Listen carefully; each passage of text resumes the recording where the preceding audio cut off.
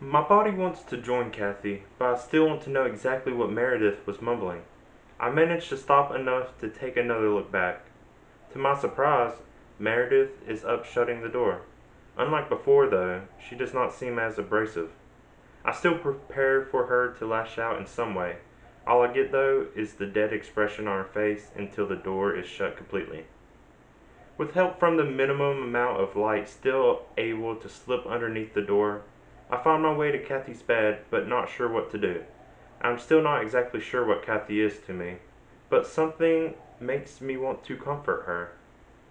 While still pondering options, my body hops up onto the bed on its own. Next, it snuggles up close to her. Even though I have no control, I also do not try to. At this point, it is probably better to let my body do what it naturally would, instead of overthinking a situation I do not understand. It does feel kinda weird pressing up this close to her, though. For a moment, there is not a reaction from Kathy. Sluggishly, her arm wraps around me. It pulls me in tighter, to the point I cannot even wiggle. My body gives up trying to move. It is actually pretty comforting like this, especially while hearing her soft heartbeat. I can even feel it against my face. For a moment, I let myself get lost in the steady rhythm. Her heartbeat starts to quicken as her body begins to fidget. A pillow muffles the mumbling that begins dribbling out of her. When she turns her head to face me, her soft sobbing becomes heartbreakingly audible. Most of it is just incoherent reveling, though. The tears dripping down to her mouth do not make it any easier to understand. They start cascading on top of my head, too. Her tame sniffling ends with a big, gross sounding one right by my ear.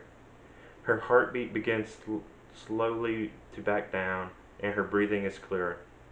I do not know why I want to loosen. She is finally somewhat understandable. It takes a moment to hit me that she is confiding how scared she actually is.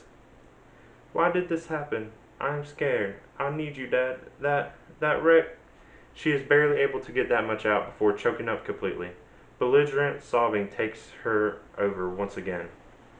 What was that about a wreck, though? I'm getting an increasingly uncomfortable feeling. It is actually becoming painful. Although it feels like I should be withering in pain, my body remains calm, as if completely unfazed. This disorientation shifts my focus away from Kathy.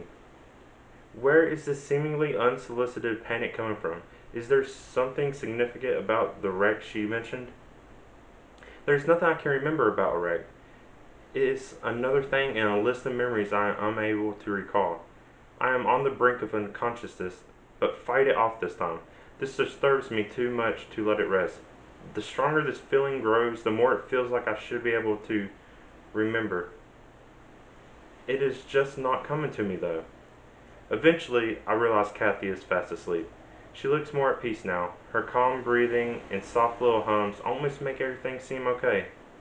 The tear-soaked pillow, runny makeup, and stale smell remind me otherwise. Even so, it is nice to see her like this. Watching her calms me a little too. Our connection is still a mystery, but I stop thinking about it for now. The relaxation begins to overtake me. I still do not want to sleep just yet, though. Inevitably, I no longer try to fight it. Once again, everything goes black as my body falls asleep next to Kathy.